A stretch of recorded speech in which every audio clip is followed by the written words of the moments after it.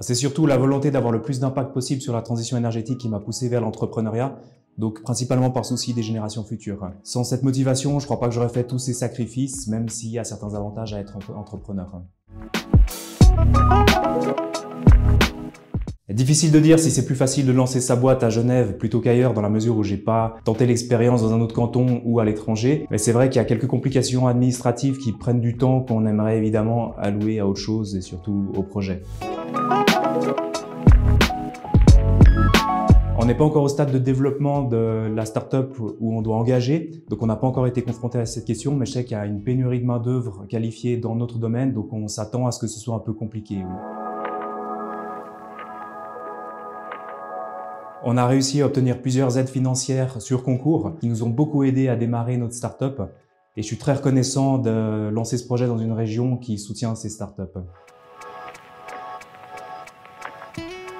Alors je ne l'ai pas encore envisagé puisque je suis genevois, que j'aime mon canton, que mon réseau est principalement à Genève. Mais c'est vrai qu'on nous a déjà conseillé de partir vers des endroits où il y aurait potentiellement plus de soutien et notamment le canton de Vaud.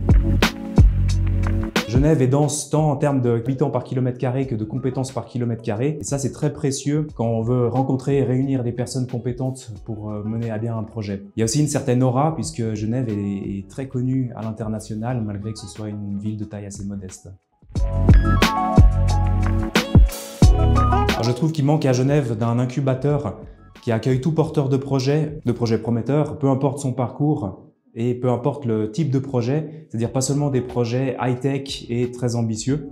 J'ai l'impression que les incubateurs existants sont un peu obsédés par cette quête de licorne, alors qu'il y a des projets qui sont bien prometteurs, mais néanmoins plus modestes. Il y a tout d'abord la recherche de financement qui prend du temps et de l'énergie qu'on préférerait investir dans le projet. Les obstacles techniques, on ne se rend jamais compte du nombre de galères, d'obstacles auxquels on va faire face quand on invente un nouveau produit.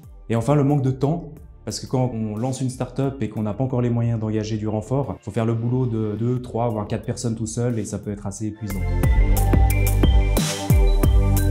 Alors, je conseillerais surtout de prendre le temps de s'assurer que le projet répond réellement à un problème et que c'est réalisable et d'en parler autour de soi et surtout à des spécialistes du domaine. Je pense que le risque de se faire piquer l'idée est plus faible que celui de planter le projet parce que l'idée n'était pas en fait pas si bonne que ça. Pour un autre conseil, pour se donner le courage de se lancer sans avoir trop peur, il faut garder à l'esprit qu'on risque plus de se faire du mal en regrettant de ne pas avoir tenté un projet entrepreneurial plutôt qu'en le tentant et en plantant le projet. Au pire, on se plante, on fait autre chose, mais on risque pas plus. L'objectif de notre start-up, c'est de développer des montages photovoltaïques bifaciaux verticaux en s'accommodant de la prise au vent. C'est-à-dire que la prise au vent, c'est un inconvénient majeur quand on met des panneaux photovoltaïques verticaux. Mais là, il y a un mécanisme qui leur permet de balancer en cas de fort vent et donc ça permet d'utiliser une structure très légère et donc avec moins de matériaux, moins d'énergie grise et surtout à moindre coût.